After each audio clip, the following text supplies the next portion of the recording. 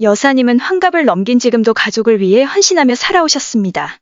그녀의 남편 김상철 씨는 부산의 한 조선소에서 근무했던 노동자로 두 사람은 지난 40여 년 동안 함께 가정을 꾸려왔습니다. 두 아들 김동호 38세와 김준석 35세는 모두 결혼하여 서울로 이사하였고 그로 인해 두비안 시체자스 찌양야 나와매요. 하지만 그리움을 해소할 방법은 마땅치 않았습니다. 장남인 김동호는 말수가 적고 과묵한 성격입니다. 어릴 때부터 원칙을 중요하게 여기며 감정을 잘 드러내지 않는 편이었습니다. 대학 졸업 후 서울의 한 대형 금융회사에 취직했고 그곳에서 머리가 좋고 냉철한 성격의 혜진을 만나 결혼했습니다. 그러나 결혼 후에 혜진은 시댁에 별로 관심을 보이지 않았습니다. 그녀는 좀처럼 연락도 하지 않았고 명절 때조차도 시댁 방문을 꺼렸습니다. 가끔 찾아와도 잠깐 인사만 나누고 금방 자리를 떠났습니다. 비안 씨 제주함 아유 비아 비안. 이런 모습을 볼 때마다 김 여사는 아무 말 없이 가슴 한편이 씁쓸했지만 혹여 아들에게 비안 씨 제주함해요. 비행 차남인 김준석과 그의 아내 소연은 부모님과의 관계가 매우 돈독했습니다. 준석은 다정다감하고 부모님을 자주 챙기는 성격이고 소연은 온순하고 살뜰하며 시부모님을 극진히 모셨습니다.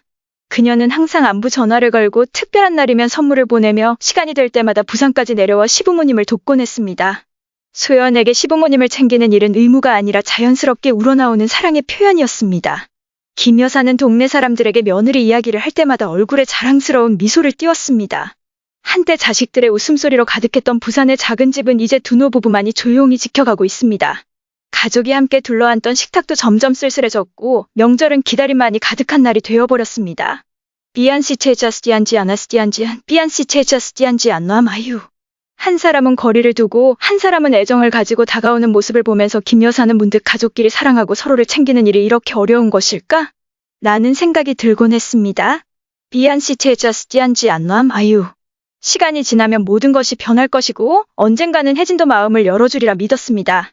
그러나 그녀의 기대는 빗나갔습니다.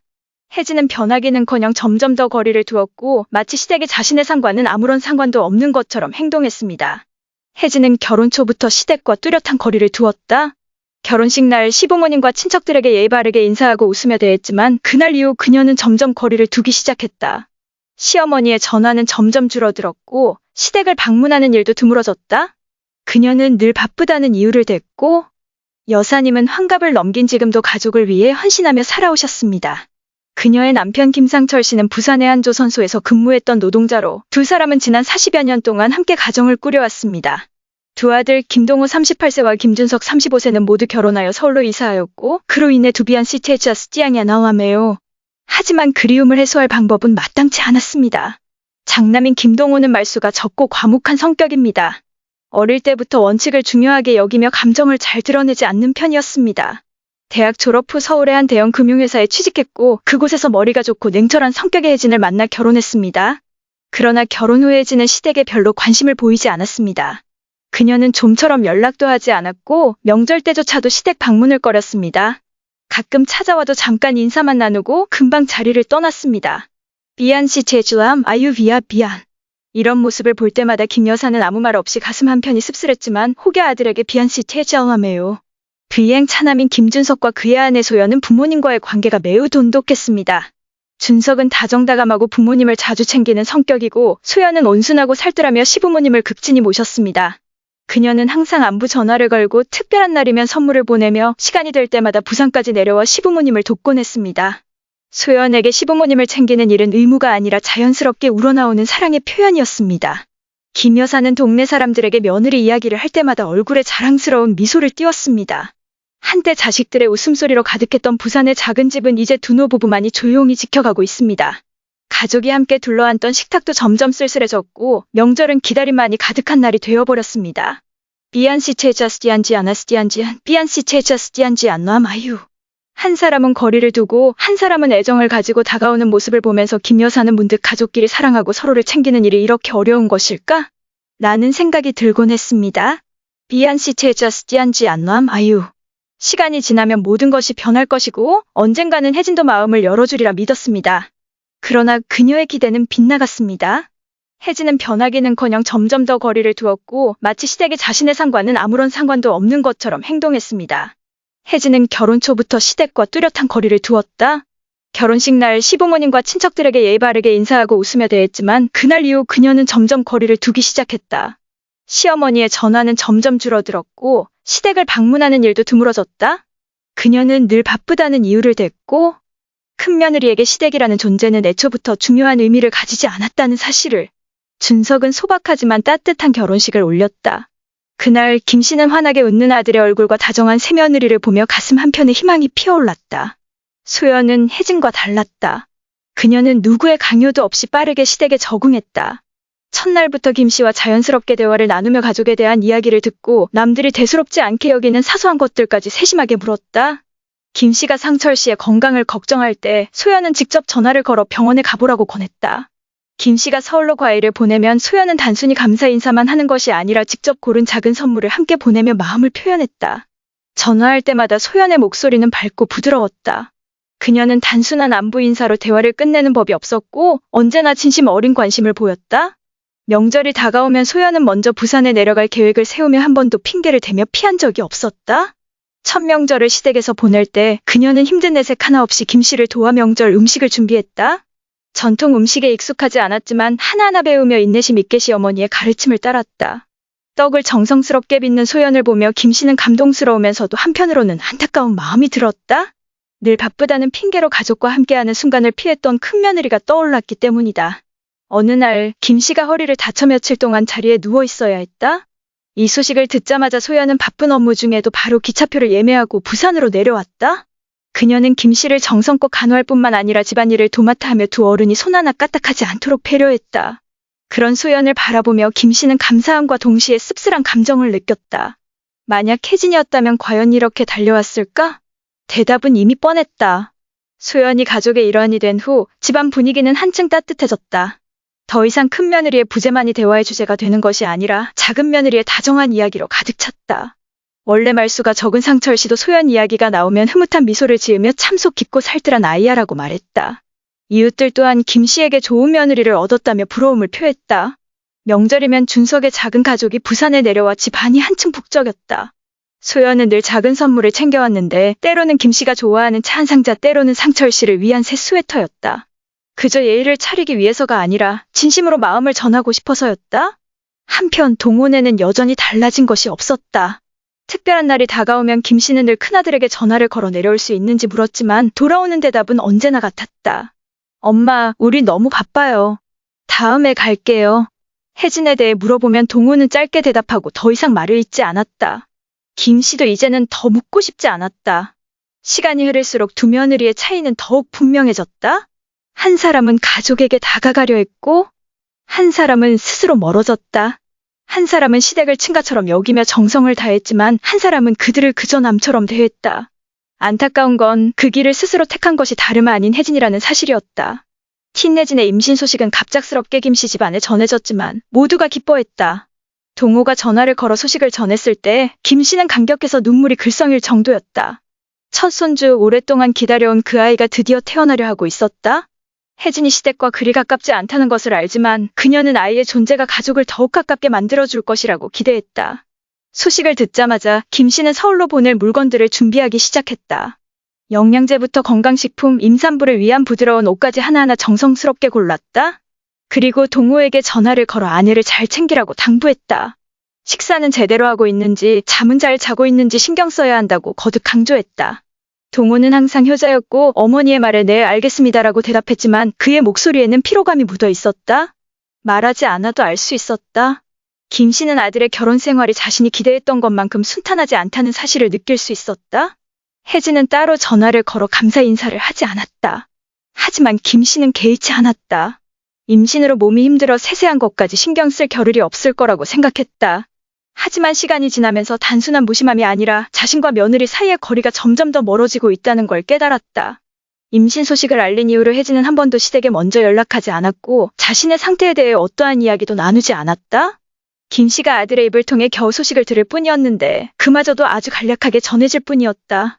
김 씨는 서울에 올라가 며느리를 직접 만나고 싶었다.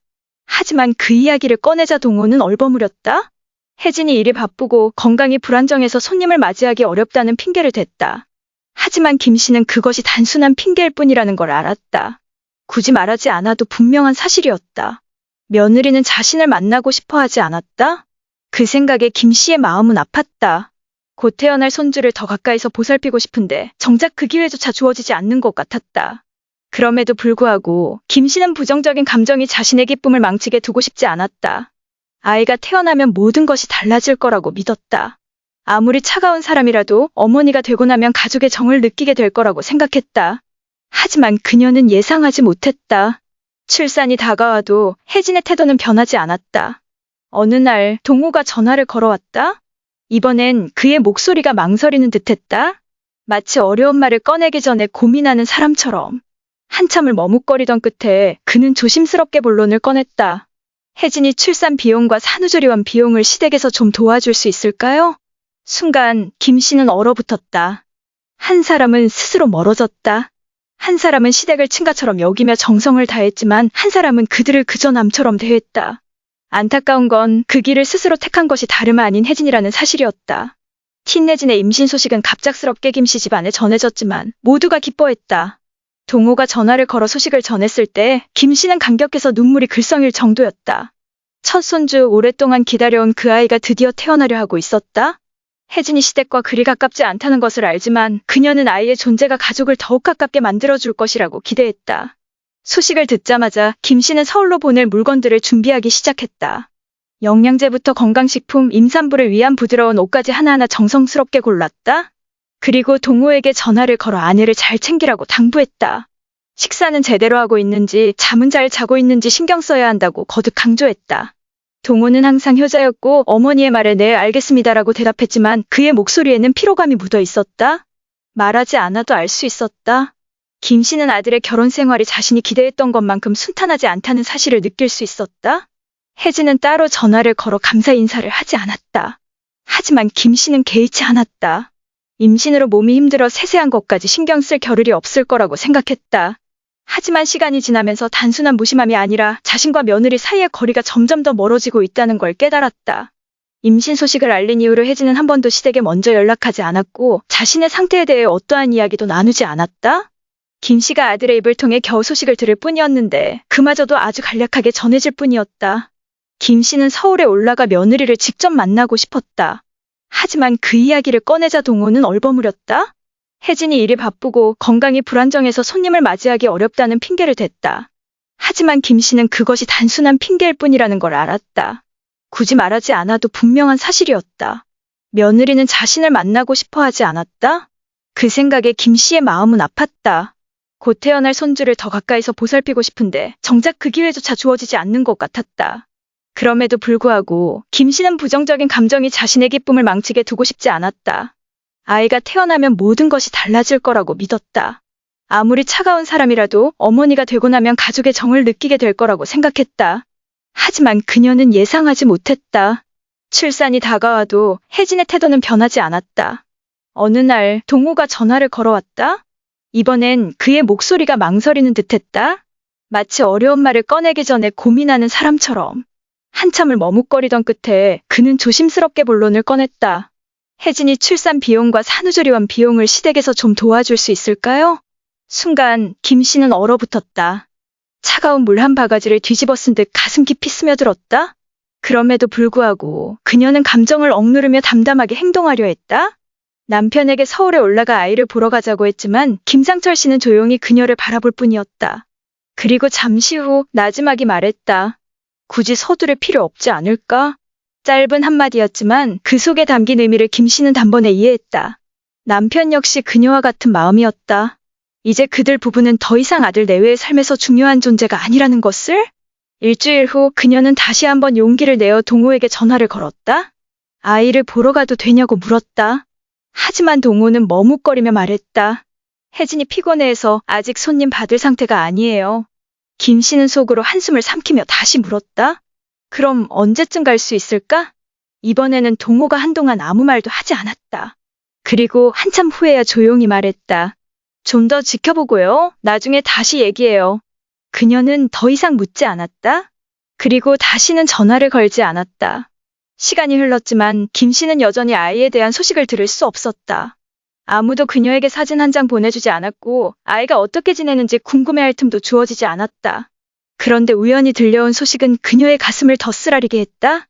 혜진의 친정 부모는 자주 찾아와 손주를 돌보며 심지어 일정 기간 동안 아이를 집으로 데려가 함께 지냈다는 것이었다. 그때 그녀는 인정할 수밖에 없었다. 혜진에게 있어 가족은 오직 친정뿐이었다.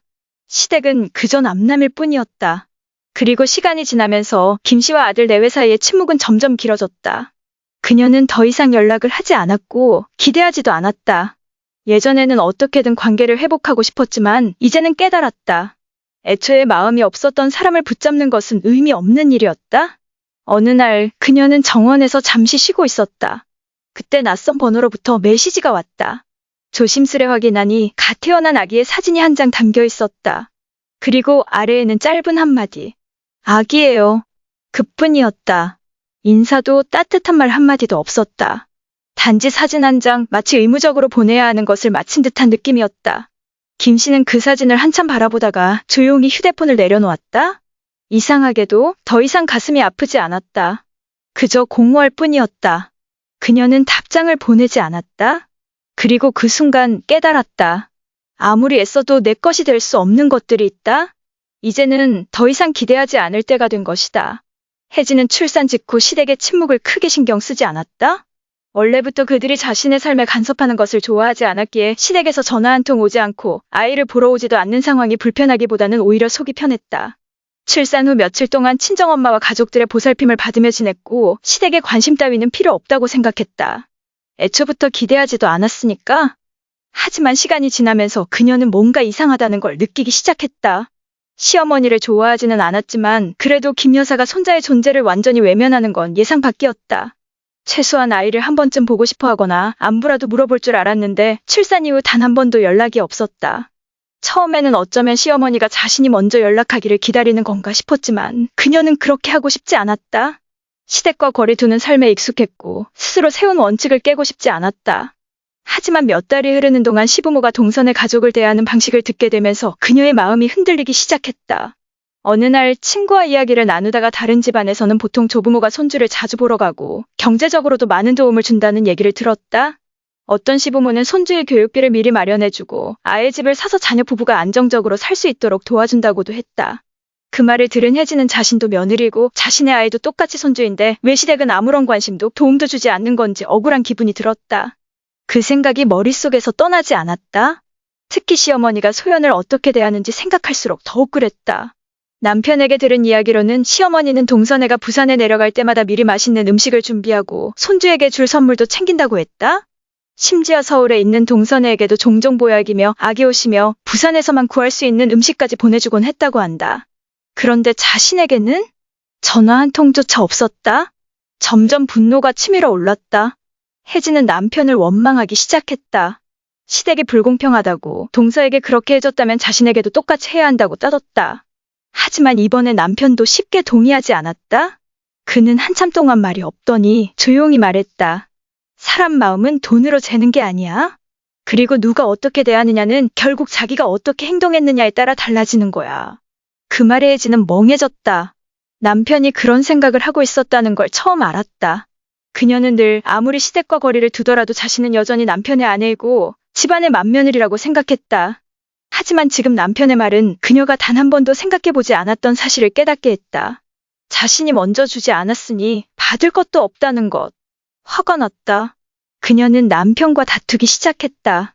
자신은 며느리로서 할 만큼 했다고 그 집안의 대를 이어줄 손주까지 낳아줬는데 왜 이제 와서 자신이 외면받아야 하느냐고 따졌다. 오히려 시어머니가 먼저 다가오지 않았기에 이런 관계가 된 것 아니냐고 동서는 마치 친딸처럼 아껴주면서 자신은 왜 이렇게 대하는지 이해할 수 없다고 말했다. 남편은 바로 반박하지 않았다. 대신 한참 동안 혜진을 바라보다가 조용히 말했다. 어떤 일들은 남이 만들어내는 게 아니야. 결국 스스로 선택하는 거지. 그 말을 듣는 순간 혜진은 숨이 막혔다.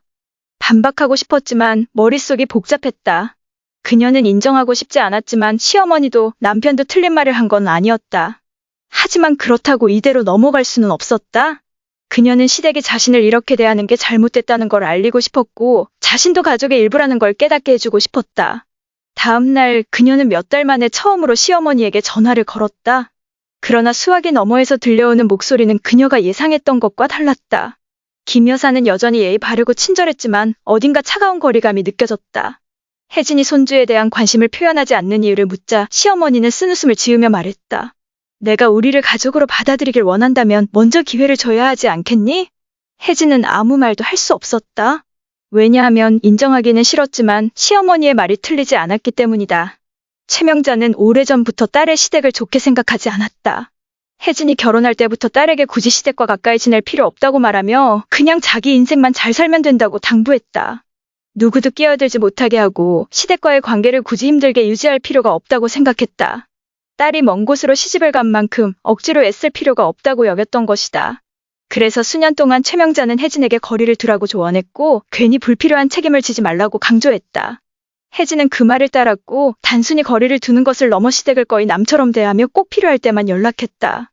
그러던 중 시어머니인 김씨가 첫째 아이를 낳을 때 지원해준 것 말고는 더 이상 금전적인 도움을 주지 않겠다고 전해 들었을 때 최명자는 크게 화를 냈다. 바로 딸에게 전화를 걸어 시댁이 얼마나 인색하고 몰상식한지 따져 물었다. 혜진 역시 시댁이 자신보다 동서에게 더 신경 쓰는 것 같아 내심 불만이 있었는데 거기에 어머니가 불만을 더 키운 것이다.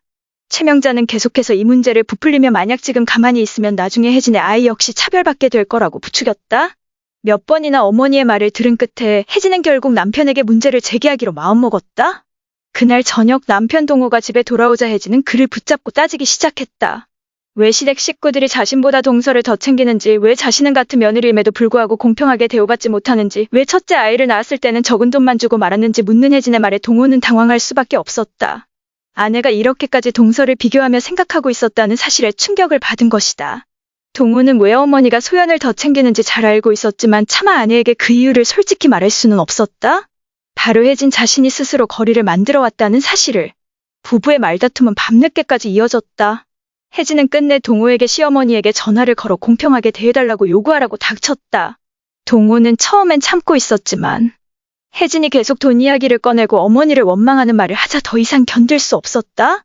그는 어머니는 누구를 차별한 적이 없다고, 다만 누가 어떻게 하느냐에 따라 돌아오는 것도 다를 뿐이라고 말했다. 그 말에 혜진은 잠시 말문이 막혔지만 다시 어머니 최명자의 영향으로 마음을 다잡았다. 다음 날 최명자는 더 이상 참지 못하고 직접 김씨에게 전화를 걸었다. 목소리엔 원망이 가득 담겨 있었다. 딸이 이런 대접을 받을 이유가 없다고, 시댁이 더 신경 써주고 경제적으로도 더 도와줘야 한다고 따졌다. 손주도 당신네 핏줄인데 어떻게 아이 엄마를 이렇게 홀대할 수 있냐고 말했다. 김씨는 그 말을 하나하나 들으면서 속으로는 씁쓸함을 느꼈다. 저 사람이야말로 딸에게 시댁과 멀리 지내라고 가르친 그 사람 아닌가? 그런데 이제 와서 왜 이런 말을 하는지 참 아이러니하다고 생각했다. 김씨는 참을성 있게 답했다. 자기는 며느리를 차별한 적이 없고 며느리가 먼저 다가오지 않으면 시어머니가 어떻게 친딸처럼 대할 수 있겠냐고. 그리고 가족이란 이유로 무조건적인 경제적 지원을 해야 할 의무는 없으며 한 번 도운 건 정이지만 계속해서 도와주는 건 당연한 게 아니라고 말했다. 그러나 최명자는 전혀 들으려 하지 않고 계속 원망만 했다. 혜진이 시댁에 안 가는 건 시댁이 따뜻하게 맞아주지 않아서 그런 거라고 주장했다. 그 말에 김씨는 더는 참을 수 없었다. 그래서 되물었다. 시댁에 반갑게 맞지 않는다면 왜 그동안 자신이 아들 집에 가려고 할 때마다 혜진이 오지 말라고 했냐고. 최명자는 잠시 말을 잇지 못했다가 다시 딸이 어쨌든 시댁에 손주를 낳아줬으니 그에 대한 책임이 있다고 주장했다. 그 말을 들은 김씨는 더 이상 이 대화가 의미 없다고 느꼈다. 자신이 아무리 설명해도 저쪽은 이해할 마음이 없다는 걸 알았기 때문이다. 그래서 김씨는 조용히 전화를 끊었고 최명자는 혼자분을 사귀지 못했다. 그 통화가 있고 며칠 지나지 않아 김씨는 혜진에게 문자 메시지를 받았다. 내용은 최명자가 한 말과 다를 바 없었다. 시댁이 공평하게 대우하지 않으면 앞으로 아무것도 기대하지 말라는 내용이었다. 김씨는 그 문자를 읽고 가만히 한숨을 쉬었다. 이미 오래전부터 큰며느리에 대한 기대는 접었지만 이제는 정말 미련도 없다는 것을 깨달았다. 스스로 남이 되기를 선택한 사람은 결국 영원히 남일 뿐이라는 것을. 김정숙 씨는 자신이 혜진에게 이런 태도를 취하게 될 줄은 전혀 예상하지 못했다. 하지만 너무 많은 상처를 받고 무시당하는 일이 반복되면서 그녀는 큰며느리가 결코 시댁을 자신의 가족으로 여기지 않았다는 사실을 깨닫게 되었다. 혜진이 스스로 남처럼 살겠다고 결정한 이상 그녀도 더 이상 붙잡을 이유가 없었다. 최명자 씨와의 대화 이후 김정숙 씨의 태도는 완전히 달라졌다. 더 이상 먼저 연락해 동호 부부의 안부를 묻지도 않았고 만나자는 말도 하지 않았다. 아들의 소식을 듣게 되어도 그저 흘려듣고 더 이상 관심을 두지 않았다. 예전 같았으면 명절이 다가올 때마다 동호에게 아내와 함께 부산에 내려오라고 당부했겠지만 이제는 내가 알아서 해라라는 말 한마디뿐이었다. 더 이상 기대하지 않았다. 그해 추석 김정숙 씨는 혜진에게 전화 한 통 걸지 않았다. 대신 작은 며느리 소영과 함께 명절 준비에 집중했다. 집안 분위기는 여전히 화기애애했고 가족들과 함께하는 식사 자리에서도 웃음이 끊이지 않았다. 달라진 점이 있다면 아무도 혜진의 부재에 대해 언급하지 않았다는 것이었다. 명절이 끝나고 준성네 가족이 서울로 돌아가기 전 소연은 작은 봉투 하나를 내밀며 조심스레 말했다. 어머님, 이건 제가 준비한 작은 선물이에요. 김정숙 씨가 봉투를 열어보니 손편지 한 장과 함께 부모님께 드리는 용돈이 들어있었다. 편지에는 소연의 진심 어린 마음이 담겨 있었다. 이 가정의 며느리가 될 수 있어서 감사하다는 말, 시부모님을 친부모님처럼 생각한다는 말, 그리고 앞으로도 가족 간의 정을 소중히 여기며 노력하겠다는 다짐. 그 글을 읽으며 김정숙 씨의 마음이 따뜻해졌다. 피 한 방울 섞이지 않은 사람이 이렇게까지 정성을 다하는데 정작 가족이어야 할 사람이 관계를 외면하고 있다는 사실이 씁쓸할 뿐이었다. 일주일 후 동호에게서 전화가 걸려왔다. 아들의 목소리는 어딘가 망설임이 느껴졌지만 최대한 차분하게 묻고 있었다. 엄마, 올해는 왜 혜진이한테 연락 안 하셨어요? 집에 오라고 말씀도 안 하시고요. 김정숙 씨는 가볍게 웃으며 답했다. 그냥 며느리 뜻을 존중해 준 거야. 예전엔 연락하면 항상 바쁘다는 핑계로 거절했고 찾아가겠다고 하면 사정이 있다며 피했다. 그녀가 애정을 보이면 돌아오는 건 무관심뿐이었다. 그래서 더 이상 귀찮게 하지 않기로 한 것뿐이었다. 동호는 한동안 아무 말 없이 침묵을 지켰다. 그러다 조심스럽게 입을 열었다. 엄마, 요즘 혜진이가 좀 기분이 안 좋아 보이긴 해요. 자꾸 소연이만 사랑받는다고 하고 자기는 외면당한다고 서운해하더라고요. 그 말을 들은 김정숙 씨는 가만히 눈을 감고 한숨을 내쉬었다. 스스로 가족을 멀리한 건 혜진 본인이 아니었던가? 그런데 며칠 후 놀라운 일이 벌어졌다. 혜진에게서 메시지가 온 것이었다. 예전처럼 건조하고 형식적인 말투가 아닌 어딘가 조심스럽고 다정한 인사가 담긴 문자였다. 길지는 않았지만 분명 이전과는 달랐다. 아마도 그녀는 이제야 자신과 소연의 차이를 실감하고 진짜 가족이 아니라는 현실을 받아들이기 시작한 듯했다. 김정숙 씨는 바로 답장을 보내지 않았다. 그저 그 메시지를 휴대폰에 그대로 두었다. 혜진도 알아야 했다. 단순히 한두 마디 안부 인사로는 그동안의 모든 것이 해결되지 않는다는 사실을. 관계는 한쪽만 노력해서는 결코 유지될 수 없는 법이다. 만약 혜진이 진심으로 변하고 싶다면 단순한 문자 하나가 아니라 그 이상의 행동을 보여야만 했다. 혜진은 뭔가 잘못되었다는 걸 느끼기 시작했다. 이전까지 그녀는 시댁의 일에 신경 쓴 적이 없었고 누가 누구를 좋아하는지에 대해 고민해 본 적도 없었다. 하지만 요즘 들어 가족 분위기가 미묘하게 달라졌다는 걸 깨닫게 되었다. 예전에는 피하기만 했던 가족 모임이 이제는 오히려 신경 쓰이기 시작했다. 더 이상 아무도 그녀에게 관심을 보이지 않았다. 시어머니가 특별한 날들을 챙겨주며 연락해 오던 것도 사라졌고 그녀를 가족 안으로 끌어들이려던 노력도 더 이상 느껴지지 않았다. 휴대폰을 들여다보니 시어머니에게 보낸 메시지가 아직도 읽히지 않고 있었다. 마음속에서 이상한 감정이 피어올랐다. 혹시 김 씨가 정말 화가 난 걸까? 예전에는 자신이 아무리 무심하게 굴어도 시어머니는 늘 먼저 다가와 주었다. 그녀와 시댁의 관계를 유지하려 애쓰는 사람은 언제나 시어머니였다. 하지만 이번에는 달랐다. 마치 더 이상 관심이 없는 것처럼 보였다. 혜진은 문득 자신이 무심하게 전화를 받지 않았던 순간들을 떠올렸다. 시어머니의 방문 요청을 차갑게 거절했던 기억도 스쳐 지나갔다.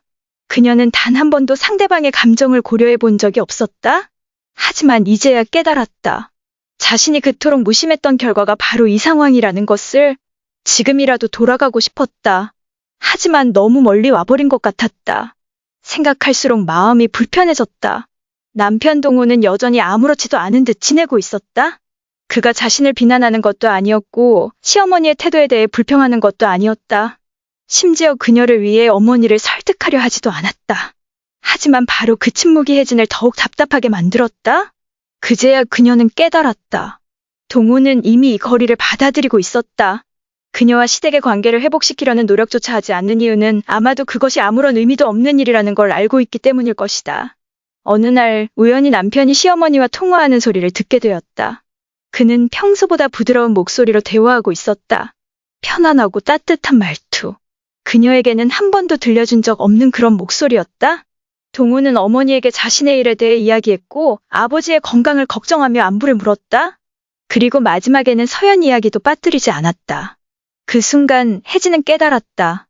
자신이 무심하게 흘려보낸 것들이 이제는 다른 사람의 것이 되어버렸다는 사실을.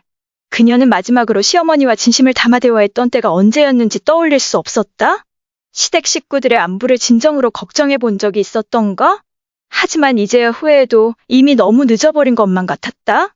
다음 날 혜진은 용기를 내어 시어머니에게 전화를 걸었다. 하지만 아무리 기다려도 받지 않았다. 순간 등줄기를 타고 이상한 감각이 스쳐 지나갔다. 예전이라면 그녀가 먼저 연락하지 않아도 시어머니가 기다려주었을 것이다. 그리고 그녀가 한 번이라도 연락하면 언제나 받아주었다. 하지만 이번에는 달랐다. 그날 저녁 그녀는 남편에게 물었다. 어머니가 나한테 화난 거야? 동호는 잠시 그녀를 바라보았다. 그리고는 짧게 대답했다. 이제 더 이상 기대하지 않으셔. 그 순간 혜진은 할 말을 잃었다. 더 이상 기대하지 않는다는 말. 그것은 곧 더 이상 기다리지 않는다는 뜻이었다. 그녀가 무엇을 하든 그것이 더 이상 중요하지 않다는 의미였다. 그제야 그녀는 깨달았다.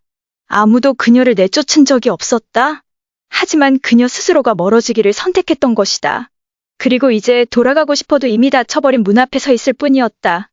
혜진은 시가에서 소외된다는 느낌을 받아들이기 힘들었다. 예전에는 별로 신경 쓰지 않았고 심지어 그런 관계를 가볍게 여기기도 했지만 막상 자신이 엿살처럼 대우받자 불편한 감정을 감출 수 없었다. 그녀는 이제야 이전에는 신경 쓰지 않았던 작은 차이들을 인식하기 시작했다. 시댁에 좋은 일이 있을 때마다 가장 먼저 소식을 듣는 사람은 언제나 소연이었다. 명절이 되면 시부모님의 안부 전화는 늘 준석 부부에게만 집중되었고 김 씨가 아플 때도 그녀를 간호한 사람은 작은 며느리뿐이었다. 혜진은 그 사실조차 뒤늦게 알게 되었다. 그녀는 좀 더 적극적으로 다가가려고 했지만 시어머니에게 전화를 걸 때마다 대화는 짧고 어색하게 끝나곤 했다. 김 씨는 여전히 예의 바르게 응대했지만 목소리에서 예전처럼 따뜻한 기운이 느껴지지 않았다. 더 이상 명절에 내려올 수 있느냐는 초대도 없었고 예전에는 피하고 싶어 했던 관심 어린 질문들도 이제는 들을 수 없었다. 혜진은 깨달았다. 그것이 시어머니가 더 이상 그녀에게 기대할 것이 없다는 무언의 표현이라는 것을.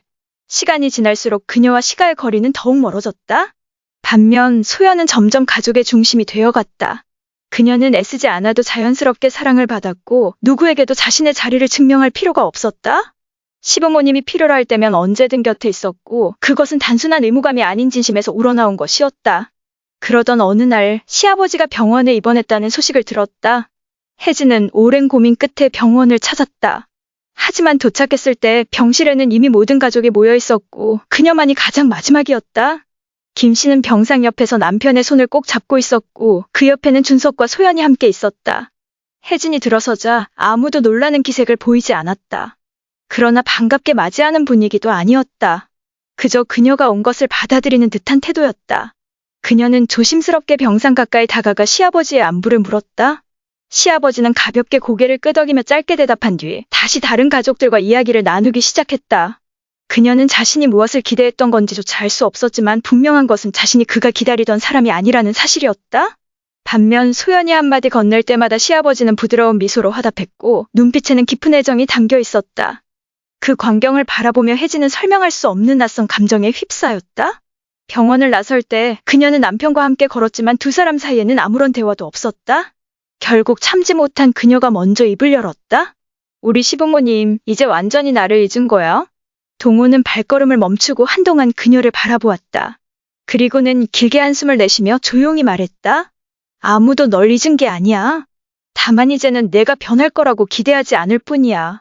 우리 부모님은 그냥 없는 것에 익숙해진 거야. 그 말에 혜진은 멍해졌다.